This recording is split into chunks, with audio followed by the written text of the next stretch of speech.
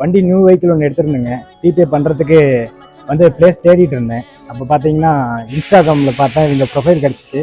வந்து விசிட் பண்ணேன். விசிட் பண்ணிவிட்டு பிடிஎஃப் எப்படி பண்ணுறதுன்னு பார்த்து எக்ஸ்பிளைன் பண்ணாங்க, குவாலிட்டிஸ் சொன்னாங்க. ரீஃப்ரெஷ் பண்ணிவிட்டு 5 இயர் வாங்கிட்டு நான் போட்டிருந்தேன். போட்டுட்டு கொட்டேஷன் கொடுத்தேன். 3 டேஸ்லேயே பண்ணினாங்க. பெஸ்ட்டாக பண்ணி கொடுத்துருக்கேன்.